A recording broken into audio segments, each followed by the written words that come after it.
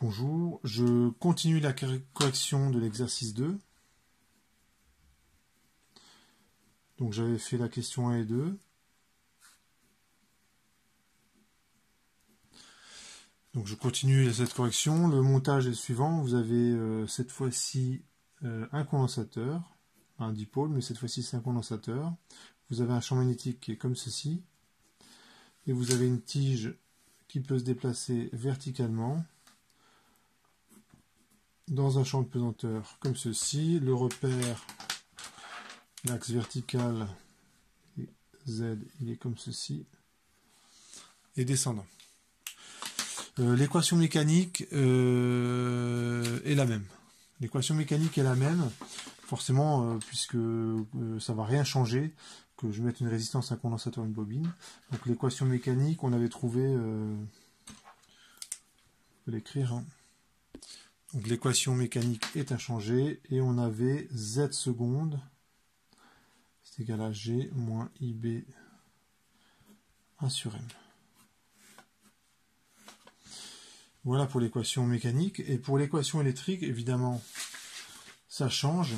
Donc au lieu d'avoir U égale RI, ben, il faudra écrire la loi pour le condensateur. Ici on a I. Si I est comme ça ici, il est comme ça ici. Donc U est comme ceci. Je suis en convention récepteur ici. Donc ça c'est important. Donc pour l'équation électrique, donc on peut reprendre l'expression de la force électromotrice.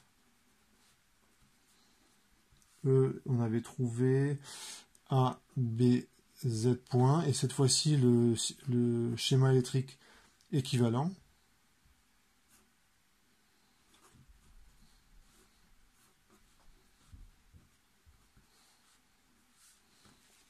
Donc ça c'est le schéma électrique équivalent.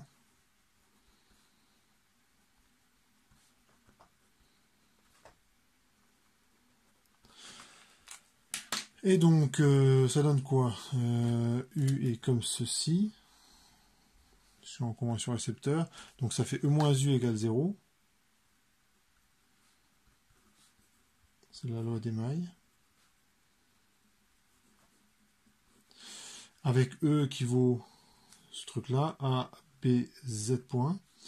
Et I qui vaut, alors c'est pas petit I, c'est grand I.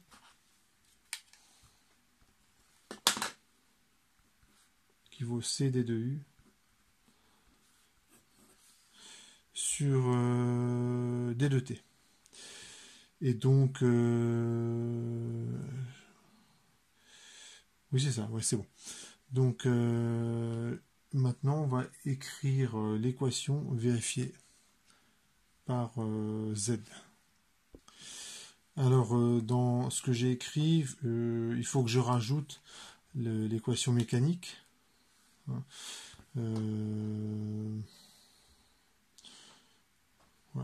Ouais, je vais la rajouter ici. Donc on ajoute l'équation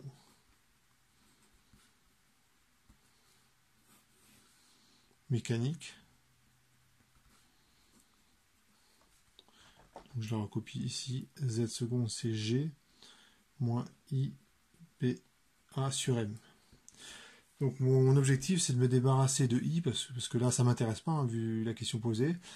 Donc je vais le I qui est là, je vais le réinjecter là-dedans. Le U qui est là, je vais le réinjecter là-dedans. Et donc U en fait c'est E. Et E ça vaut ceci. Donc ça donne cette équation. Z seconde c'est G moins A B sur M. C D de U sur D de T, mais U ça vaut E. Donc C D de E sur D de T, mais E ça vaut A B Z point. Voilà, donc j'accélère un petit peu au niveau de la mise en équation. Et donc finalement, bah, ce que je vais me rendre compte, c'est que ici il y a du Z seconde qui apparaît. Donc ça fait Z seconde 1 plus AB B au carré sur M fois C, c'est égal à G. Sauf erreur. Donc, ce que ça veut dire, c'est que Z seconde, c'est une constante. Et donc, ce que vous allez remarquer, donc, comme la constante elle est positive, là, donc ce truc-là est plus grand que 1, donc c'est Z seconde, ça va être plus petit que la pesanteur. Donc, on va tomber un petit peu moins vite que la chute libre. Et alors, comment ça se fait? Tout simplement, lorsque la tige elle tombe, en fait ça charge le condensateur de plus en plus, donc la tension ici ne fait qu'augmenter, et a priori elle va tendre vers l'infini, hein, puisque Z seconde c'est une constante, donc Z point fait qu'augmenter, Z là aussi, et ce que vous allez vous rendre compte que U tend vers l'infini. Et en pratique, ce qui va se passer, si vous réalisez une telle expérience, on observerait une étincelle. Voilà pour cette question 3. Voilà, il me reste la question 4. Donc cette fois-ci, on remplace le dipôle par une bobine. Donc je refais rapidement le schéma. Ça, c'est l'accélération de la pesanteur. L'intensité est comme ceci, hein, ça tourne. Donc U, si je veux être en convention récepteur, il faut que je le mette comme ça. L'équation mécanique, elle est inchangée. Voilà, donc je me suis avancé un petit peu. Pour l'équation électrique, on peut reprendre l'expression de E. Pourquoi? Parce que la loi de Faraday, elle dépend que de la surface et du champ magnétique. Le champ magnétique, il est comme ça. Donc, ça ne dépend pas de ce que vous avez mis là. Donc je reprends telle quelle l'expression de la force électromotrice. Je fais le schéma. Je suis en convention générateur pour la force électromotrice. Vous voyez que I et E sont dans le même sens. Là, j'ai ma bobine. Ici, j'ai U, qui vaut LD de I sur D de T, pardon. Et j'écris la loi des mailles.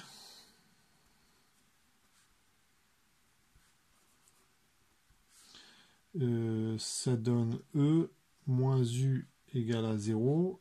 Loi pour la bobine. U, ça vaut L D de I sur D de T. I, ça vaut... je m'avance un petit peu. L'équation mécanique, allez, je la recopie, c'est Z seconde égale G moins I BA sur M. Et enfin, donc ça c'est l'équation mécanique. Et enfin, le E, ça vaut ABZ point. Donc ça c'est loi de Faraday. Comme ça, chaque équation. Voilà, donc j'ai mes 4 équations. Ce que je veux, c'est une équation différentielle en Z. Donc une fois de plus, il faut que je me débarrasse de I. Donc je peux très bien isoler I ici, le réinjecter là-dedans. Alors si je fais ça, je vais avoir du Z dérivé 3 fois. Donc je vais voir si je peux pas faire mieux.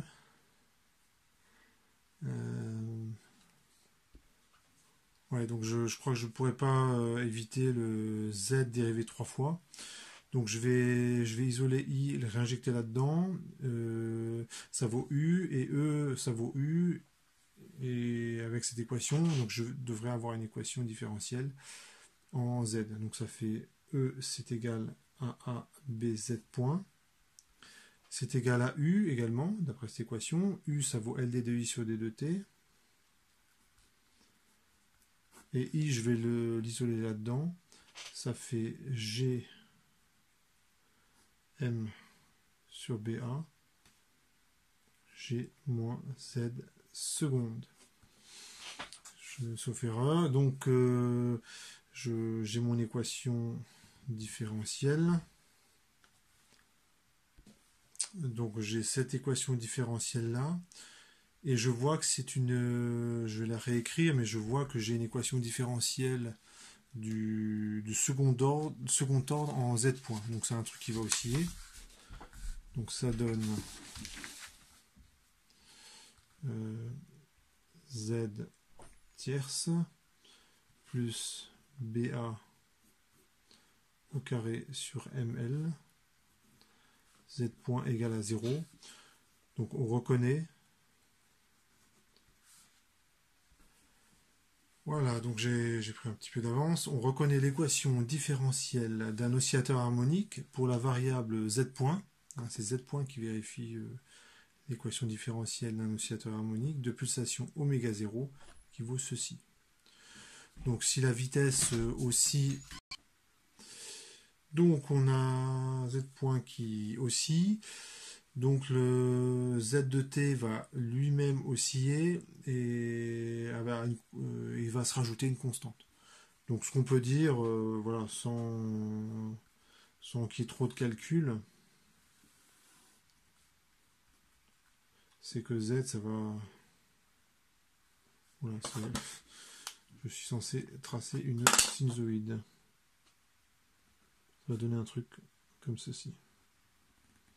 Bon, c'est pas très bien tracé, mais vous avez et ici vous avez une période t qui vaut 2pi sur oméga 0. Et l'amplitude, ça dépend des conditions initiales. Ça dépend des conditions initiales de la barre. Si vous lui donnez beaucoup de vitesse au départ, ça va aussi beaucoup. S'il n'y en a pas beaucoup, ça oscillera peu. Ce que vous pouvez constater, c'est que votre système, il tombe pas cette fois-ci. On a beau être dans un champ de pesanteur, le système ne tombe pas. D'ailleurs, ce que vous pouvez remarquer, c'est que dans cette équation-là, l'accélération de la pesanteur n'apparaît pas. Donc, qu'il y ait la gravité ou pas, ça change strictement rien. Voilà pour cet exercice.